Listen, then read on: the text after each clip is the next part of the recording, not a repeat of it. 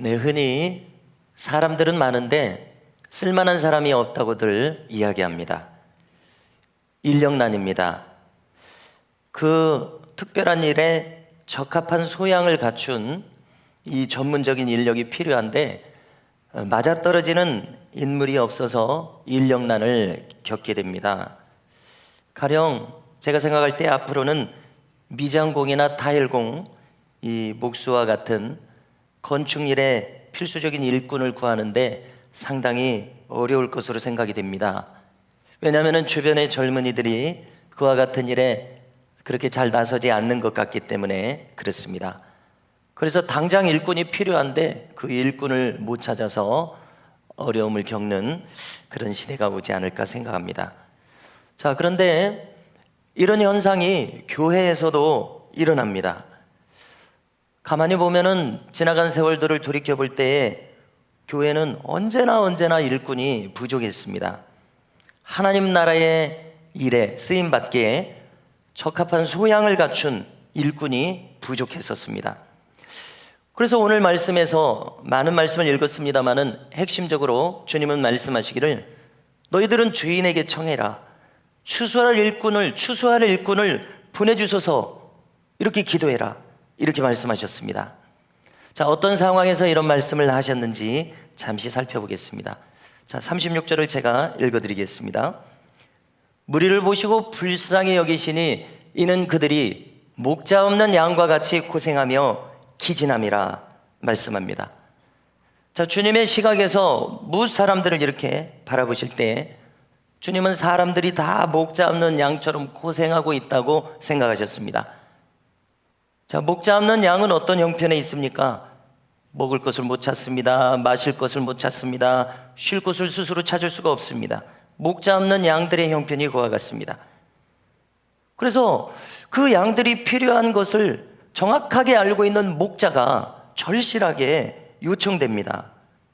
그런 목자만이 양들의 필요를 다 채울 수 있기 때문에 그렇습니다. 주님 말씀하시는 추수할 일꾼이란 뭡니까? 먼저 이 주님의 시각을 가진 사람입니다. 양들이 있습니다. 이 사람들입니다. 사람들이 정말 자기에게 필요한 것들이 있는데 그것을 채우지 못해서 굶주리고 목마르고 있다는 것을 정확하게 주님의 시각으로 바라보는 그런 사람입니다. 추수할 일꾼은 그런 사람입니다. 그 다음으로 이 추수할 일꾼은 먹고 마실 것이 어디 있는지 아는 사람입니다. 자기가 알고 있습니다. 자기가 직접 그것을 줄 수 있으면 좋겠지만은 어디 있는지 알고 그리로 인도할 수 있는 사람, 이것이 우리 주님이 말씀하시는 추수할 일꾼입니다. 먹고 마실 곳, 그리고 쉴 곳, 그는 다 알고 있어서 인도할 수 있습니다. 그러면은 오늘 본문을 통해서 주님께서는 사람들, 즉 그 굶주린 양들, 목말라 갈증에 빠져있는 그 양들을 위해서 무엇을 하셨는지 성경은 군더더기가 없습니다.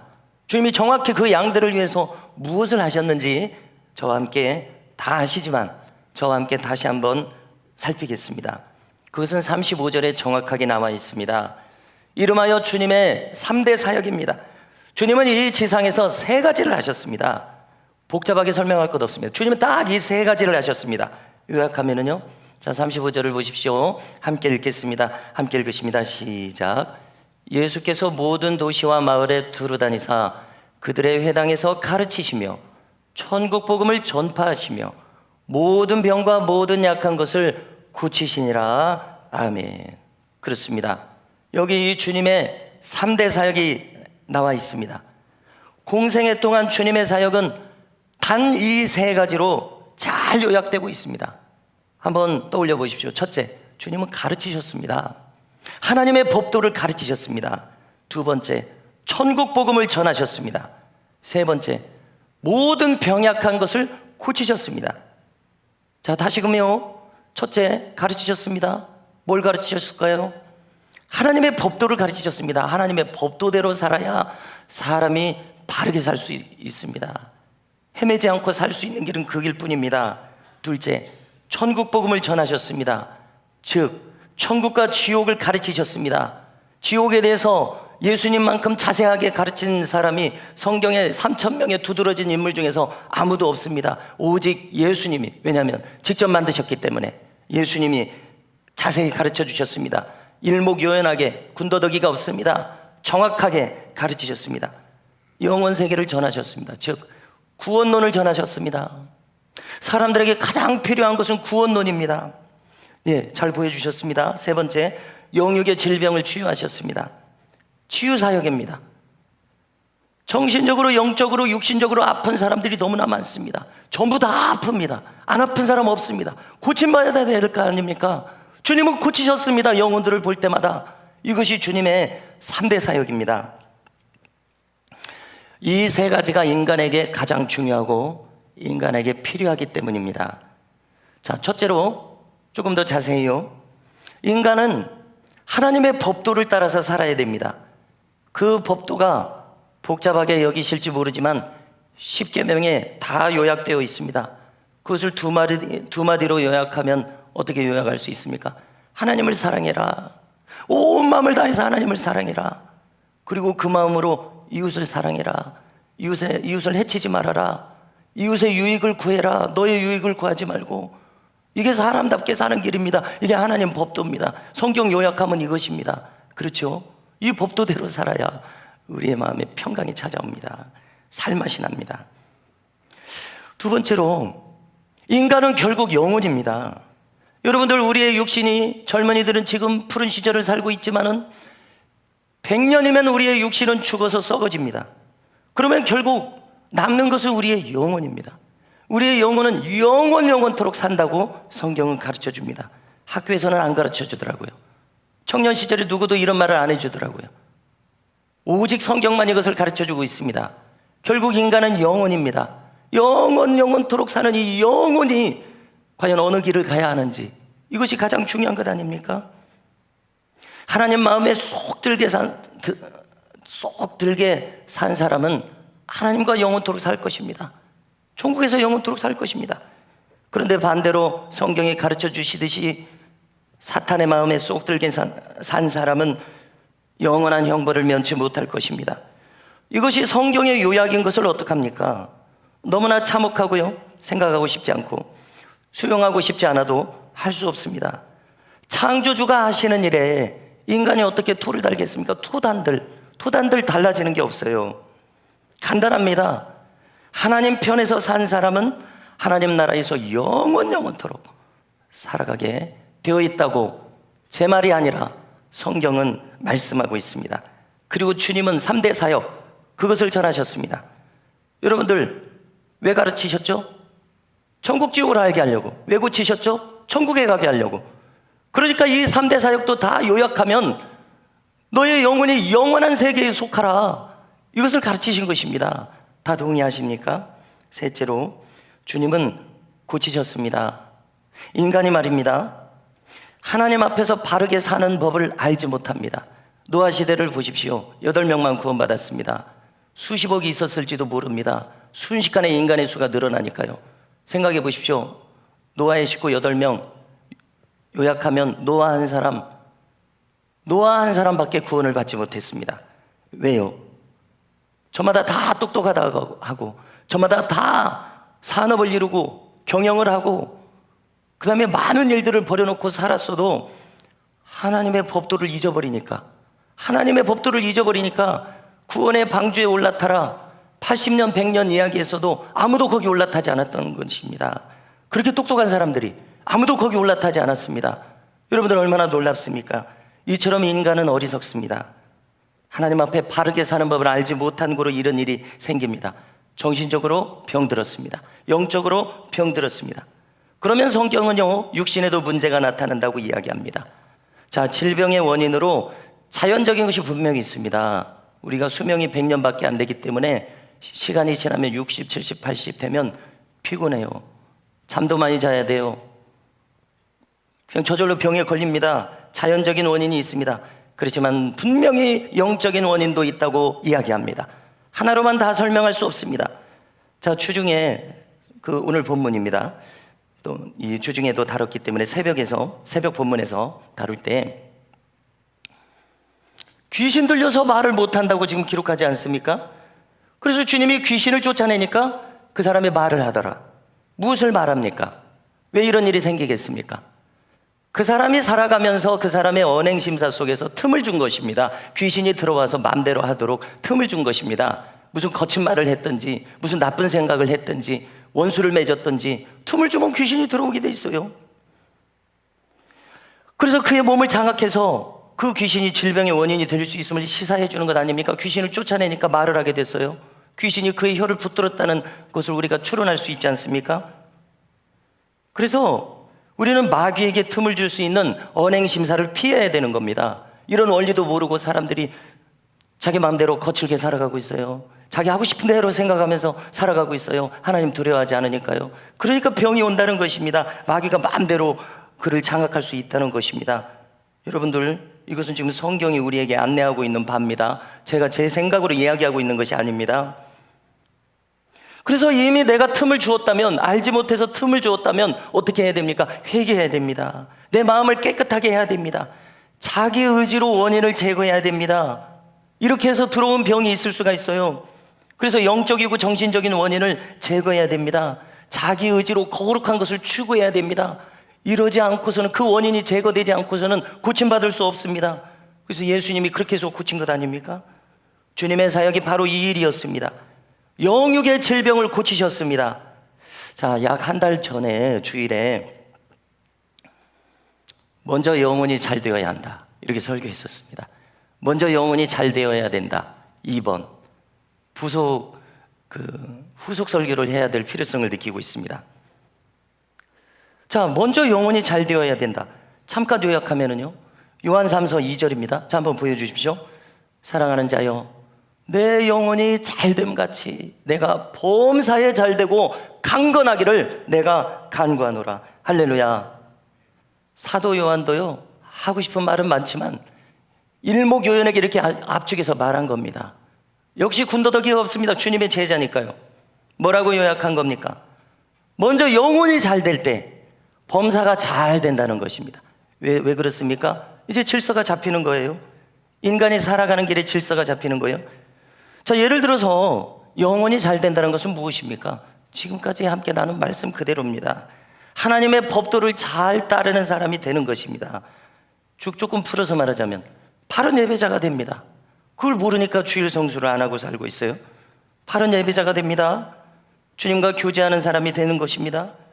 그러면 이제 비로소 범사가 잘 될 준비가 되어 있습니다. 얽히고 설킨 실타래가 잘 풀어질 준비가 되어 있습니다. 아직 안 풀어졌는지도 몰라요. 그러나 이제 예배자가 되었으면, 주님과 교제하는 자가 되었으면 이제 질서가 바로 잡히기 시작합니다. 잘 풀릴 것입니다. 이제 잘 풀려나갈 것입니다. 그동안 얽힌 것이요. 그 다음으로 영육이 강건해진다고 지금 말씀하지 않았습니까? 사도 요한이 거짓말을 할 리가 없죠. 자기가 경험해서 산 것을 지금 얘기해 준 것이죠. 그 다음으로 영육이 강건해집니다. 육신이 강건해집니다. 여러분들, 이 원리입니다. 인간은 단지 영혼으로만 되어 있지 않고, 인간은 단지 육신으로만 되어 있지 않고, 인간은 영혼과 몸이 함께 있습니다. 그러므로 우리의 몸은 이 영혼의 영향을 지대하게 받는다는 것입니다. 그러므로 나의 몸이 건강하려면 나의 영혼이 건강해야 되는 줄로 믿습니다. 주님은 우리의 몸도 고치시고 마음도 고치시고 영혼도 고치셨습니다. 이것이 주님의 이 지상에서의 주된 사역이었습니다. 여러분들, 주님이 이 지상에서 이것을 주된 사역으로 하셨다면은 오늘날 교회도 이것을 주된 사역으로 해야 될 줄로 믿습니다. 교회도 하나님의 법도를 가르쳐야 됩니다. 천국 복음을 전해야 됩니다. 사람들이 전혀 모르고 있으니까 천국 복음을 전해야 됩니다. 영육을 고치는 일을 해야 됩니다. 주님께서는 사람들이 지금 어떻게 살고 있다고 보고 계셔요? 목자 없는 양이구나. 목자 없는 양. 먹을 것 어디 있는지 모르는구나. 마실 것 어디 있는지 모르는구나. 쉴 곳 어디 있는지 모르는구나. 그들이 유리방황하며 기진해 있다고 봤습니다. 그래서 불쌍하다, 불쌍히 여기셨다고 오늘 성경 기록하지 않습니까? 그리고 뭐라고 하셨습니까?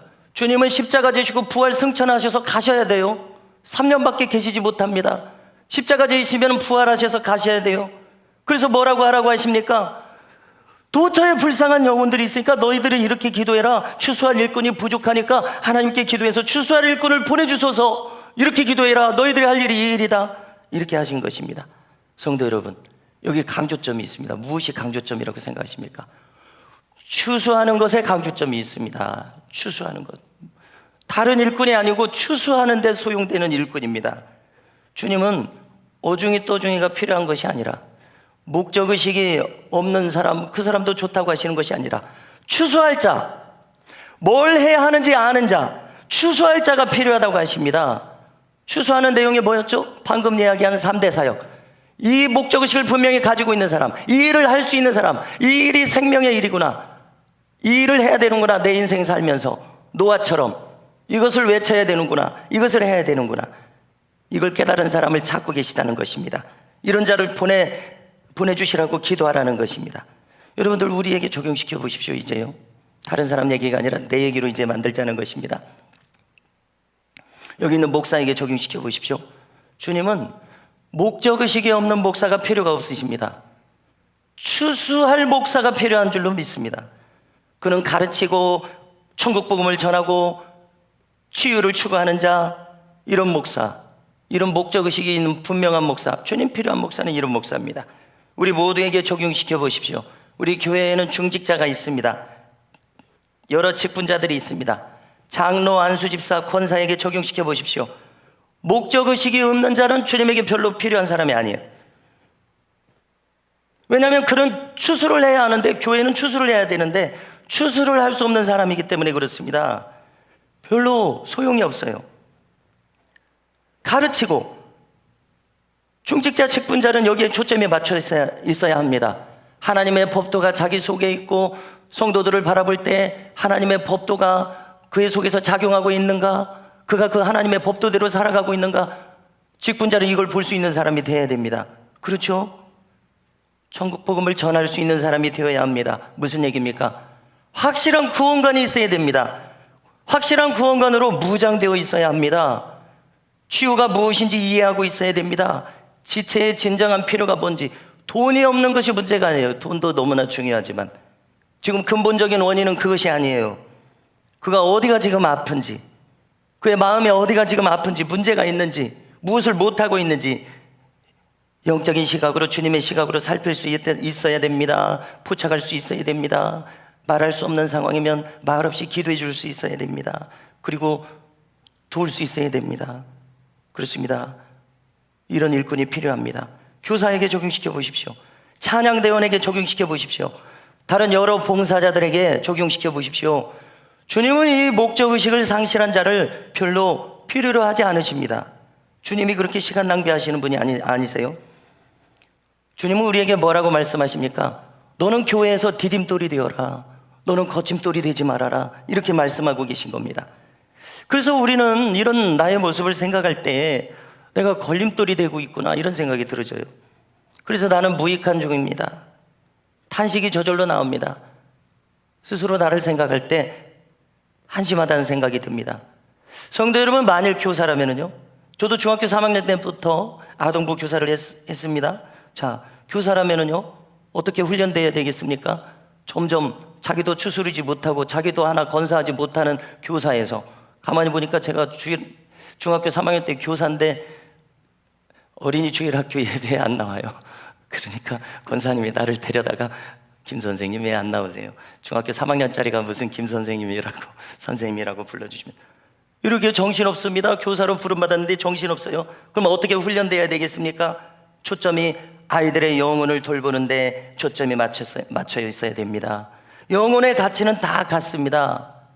90세 어르신이나 5살짜리 어린이나 똑같은 영혼입니다. 그렇지 않겠습니까? 경중이 없습니다. 그러므로 가볍게 임할 일이 아니라는 것을 깨닫게 되는 것이죠. 찬양대라면 저 천상의 예배를 염두에 둬야 될 것입니다. 천국 복음을 전하는 찬양이 되어야 하기 때문에 그렇다고 생각합니다. 찬양할 때 내 심령이 치유됩니다. 듣는 회중을 치유하는 놀라운 사역이 이루어짐을 우리는 기억해야 되겠습니다. 성도 여러분, 오늘 말씀을 보니까요, 이 한 가지 측면을 함께 생각하려고 합니다. 영적인 지도자가 나옵니다. 여기 주님이 영적인 지도자시죠. 또 다른 영적인 지도자가 나옵니다. 바리새인이 나와요. 영적인 지도자가 목적의식을 상실하면 얼마나 비참한지 아시겠습니까? 얼마나 그가 다른 사람에게 해로운 사람이 될지 아시겠습니까? 34절을 보십시오.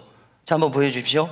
바리새인들은 이르되 그가 귀신의 왕을 의지하여 귀신을 쫓아낸다 하더라. 예수님 보고 지금 이렇게 이야기하는 겁니다. 바리새인들은 분명 우리가 부인할 수 없습니다. 영적인 지도자의 자리에 있는 사람들입니다. 평생 그렇게 살아가는 사람들입니다. 그러나 그들의 초점이 하나님께 있지 않고 영혼에게 있지 않고 생명에게 있지 않고, 그렇기 때문에 생명의 역사를 일으키시는 주님을 보고 지금 비난하고 있습니다. 아주 독한 말로 비난하고 있지 않습니까? 귀신에 쓰여서 저런 일을 하고 있다고. 지금 귀신에 사로잡혀서 말 못하던 사람 귀신 쫓아내니까 말하니까 얼마나 놀라운 일입니까? 자기들이 영혼을 생각하는 사람들이란 박수를 쳐야 되지 않습니까? 박수를 쳐야 되지 않습니까? 엘리야 선지자, 엘리사 선지자 성경책에만 있더니 오늘날도 이런 일이 있다고, 하나님은 오늘도 똑같이 일하신다고 박수를 쳐야 맞지 않습니까? 자기들은 평생 성경을 연구하고 있으니까요. 그런데 그들이 영혼에게 초점이 맞춰져 있지 않고 하나님에게, 생명에게 초점이 맞춰 있지 않으니까 생명의 역사가 일어나는데 예수님을 비난하고 있더라는 겁니다. 이게 비참한 영적 지도자라는 것입니다. 다른 사람들에게 해를 끼치는 영적 지도자라는 것입니다. 하나님에게 초점을 맞추지 않으니까요. 인간은 둘 중에 하나입니다. 하나님에게 초점을 맞춰 있지 않으면 자기에게 초점을 맞추게 됩니다. 자기가 얼마나 소중합니까? 이것은 우리가 숨길 수 없죠. 나라는 존재는 다른 사람보다도 우선적으로 중요합니다. 그렇기 때문에 하나님이 없으면 자기에게 집중합니다. 자기가 우상이 됩니다.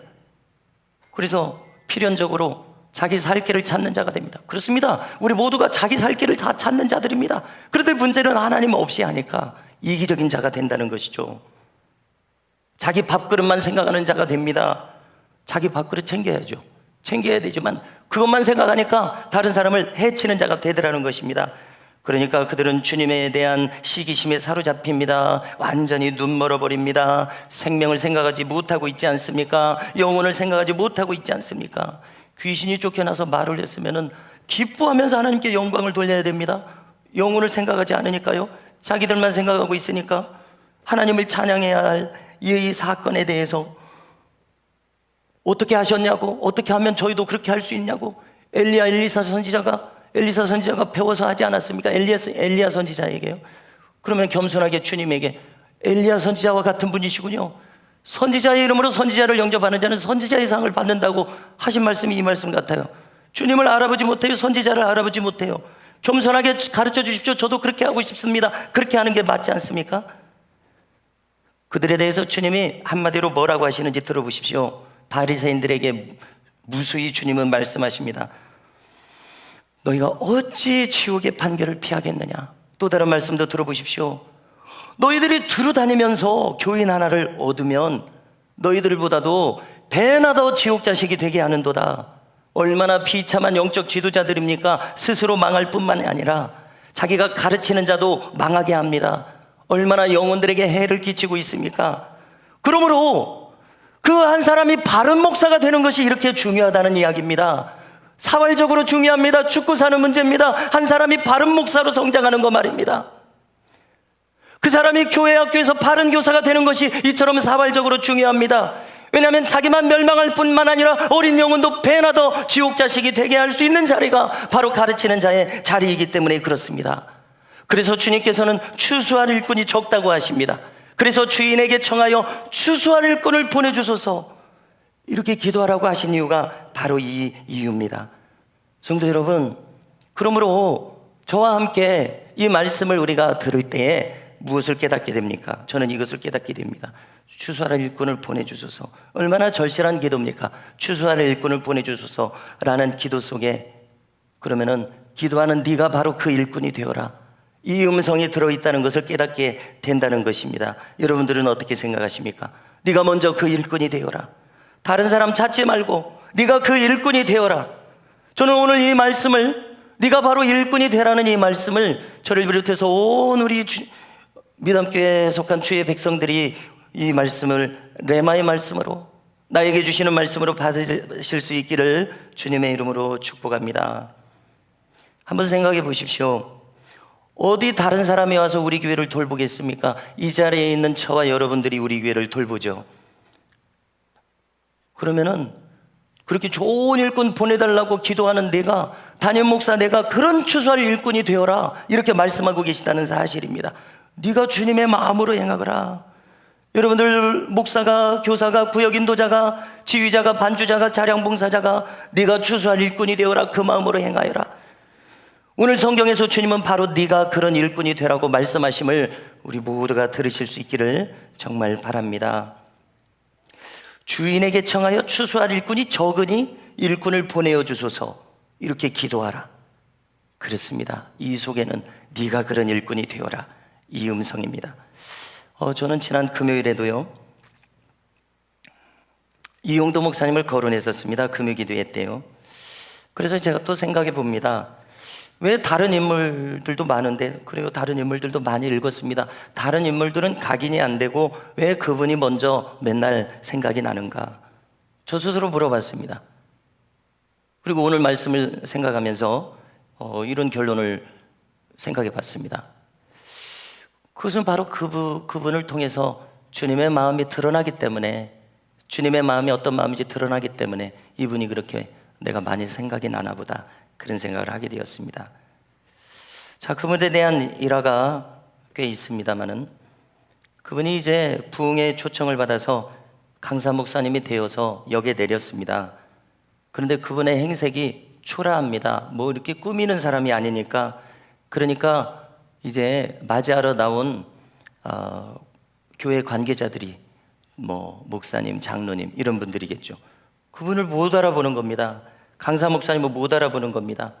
그래서 강사 목사님을 못 만나고 교회에 와서 기다립니다. 부흥의 시간이 시작되기를 기다립니다. 그런데 부흥의 시간이 지났는데도, 상당히 지났는데도 강사 목사님이 안 오시는 겁니다. 그런데 한참을 지나니까 저 맨 앞에서 엎드려서 막 어깨를 들썩이면서 엎드려서 기도하고 있는 분이 벌떡 일어나더니 강대상으로 올라갑니다. 자기가 이용도라고 소개를 합니다. 아무도 못 알아본 그 초라한 행색을 가지고 교회에 와서 부흥의 시간이 지났는데도 하나님께서 그 교회에 무슨 말씀을 주실지 엎드려 구하면서 그 말씀을 받아가지고 전하기 위해서 그렇게 말없이 집중해서 기도했었던 것입니다.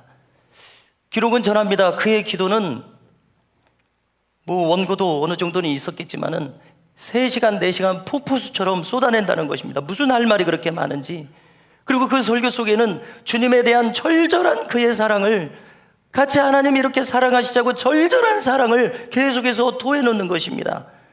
그는 부르짖어서 기도하는 사람이고 부르짖어서 설교하는 사람이기 때문에 목소리가 나오지 않습니다. 목이 쉬어가지고 목소리가 나오지 않아요.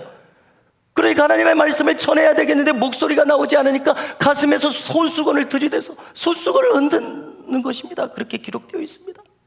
말없이 손수건을 흔드니까 교인들이 그 속에 하나님의 마음이 담겨 있으니까 흐느껴 우는 회중들의 모습이 기록되어서 지금까지 전해지고 있습니다. 왜 회중들이 회개하겠습니까? 주님의 아파하시는 말씀이 그 손수건 흔드는 것에서 전해졌기 때문에, 전해져서일 것입니다. 아버지의 마음, 거역하는 자녀들을 향한 아버지의 마음이 거기 전해져서일 것입니다.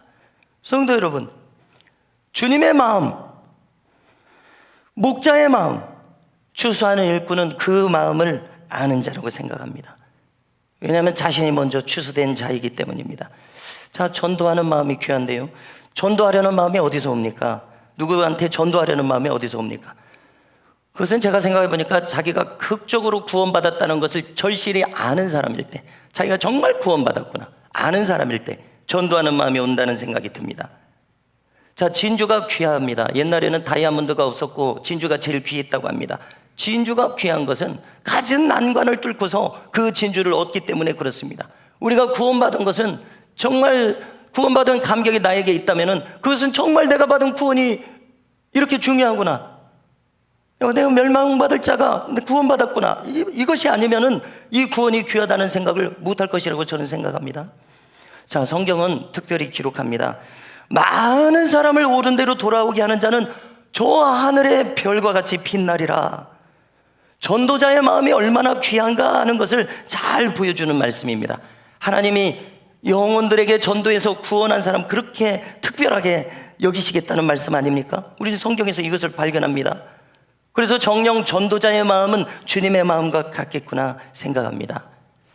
자, 유정욱 사모님이라는 분을 거론했었는데요, 그분 자신이 구원받은 경험이 각별합니다. 그분의 남편이 구원받은 경험이 각별합니다. 전혀 예수님을 알지 못했는데 그분의 남편이요, 다른 기회에 나누기로 하고요. 그래서 제가 느낄 때 자기가 구원받은 경험이 각별하지 않고서는 전도할 수 없겠구나 이렇게 생각을 합니다. 자, 이분이 서울 남쪽의 거여동에서 처음 교회를 개척했을 때 처음부터 우리는 어려운 분들을 위해서 목회를 합시다 하고 개척을 했다는 것입니다.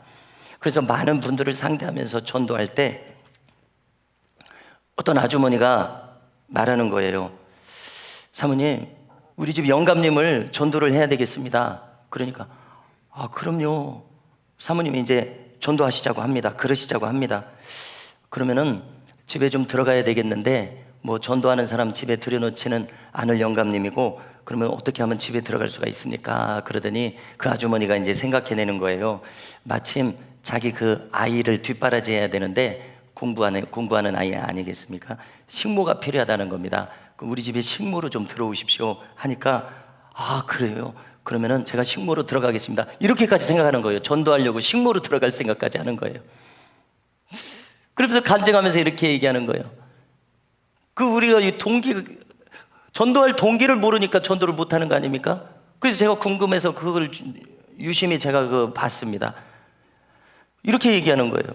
예수님은 우리를 구원하시기 위해서 십자가도 지셔서 돌아가셨는데 우리가 누구 전도하기 위해서 식모로 왜 못 들어가냐 이렇게 얘기하는 거예요. 참 너무나 놀랐습니다. 그러니까 한 달만 그 집에 들어가겠다고 하니까 남편도 허락을 했습니다. 대단한 부수입니다. 그래서 들어가서요, 그 할아버지는 아침에 조간신문을 읽는 것이 또 일과 중에 중요한 거니까 아침마다 조간신문을 잘 이렇게 펴서 대령을 합니다. 이런 식으로 그 영감님을 극진하게 수발을 듭니다. 자, 중간을 다 생략하고요. 자, 이렇게 극진하게 수발을 드니까 감동을 받은 그 영감님이 당신은 여기 식모로 있을 사람이 아니다. 내가 좋은 회사를 소개시켜 주겠다. 그 회사로 가라. 그러니까 이 사모님이 이제 드디어 정체가 드러날 수밖에 없는 거예요. 영감님, 사실은 그게 아니고 제가 어디 회사 가려고 하는 것이 아니라 영감님 전도하러 왔습니다. 그러니까 이 영감님이 노발대발하는 거예요. 뭔 전도냐고 그러면서 노발대발하면서 나를 속이고 들어왔다면서 나가라고 합니다. 여러분들 이때였습니다. 이 사모님이 이제 이렇게 얘기하는 거예요. 영감님이 17살 때 일본으로 살려고 밀양에서 건너가셨죠? 라고 이야기합니다. 아니, 당신이 그것을 어떻게 하냐고 합니다. 그리고 또 무슨 일이 있으셨죠? 라고 이야기를 합니다. 아니, 그걸 어떻게 하느냐? 그거는 하늘과 나만이 아는 일인데 그걸 어떻게 하느냐?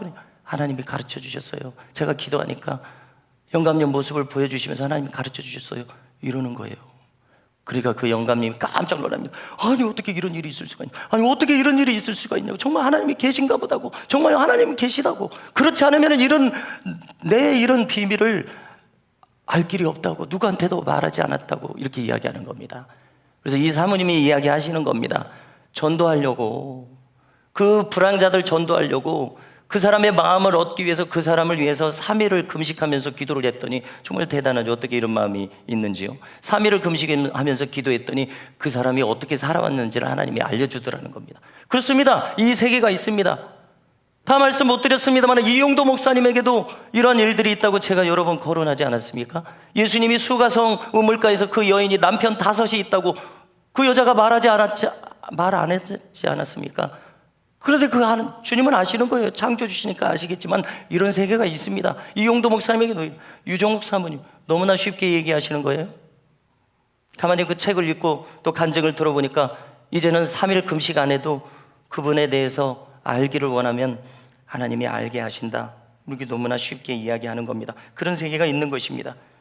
그러자 이제 그 영감님이 어떻게 안 믿을 수가 있겠습니까? 그럼 나도 이제부터 예수님 믿겠다고 전도가 된 것입니다. 그 영감님에게도 구원이 임한 겁니다. 할렐루야. 그러더니 이제 하루는 어디를 가자고 합니다. 어디를 가는데 잘 리모델링된 교회 건물이 있는 거예요. 건물 속에 2층인가 교회를 잘 꾸며놓은 데가 있는 거예요. 그리고 얘기하는 거예요. 내일부터 여기서 교회해. 자기가 이 돈도 많고 명예도 높은 분이니까 그렇게 한 겁니다. 그렇게 자기 마음을 표현한 겁니다. 너무나 놀랍습니다. 말씀을 맺겠습니다. 성도 여러분, 주님께서는 주님의 마음을 가진 사람, 추수할 일꾼을 보내주소서라고 기도하라고 하셨습니다. 오직 그런 목사, 직분자, 교사, 구역장, 찬양대원 각 봉사자들만이 주님의 심장을 가지고 영혼들을 추수할 수 있을 것이기 때문에 그렇습니다. 그리고 바로 네가 그런 추수할 일꾼이 되라는 말씀이 그 속에 들어있음을 깨닫게 됩니다. 사람이 나를 섬기면 내 아버지께서 저를 귀히 여기시리라, 요한복음에서 주님 말씀하셨습니다. 그러므로 우리는 깨닫게 됩니다. 보통 사람이 있구나. 그런데 하나님이 귀히 여기는 사람이 있구나. 성도 여러분, 우리 모두는 주님이 귀히 여기시는 사람이 되고 싶습니다. 그렇지 않습니까? 주님 보실 때 주님 눈에 귀히 여기심을 받는 우리 모든 교우들 되시기를 주님의 이름으로 축복합니다.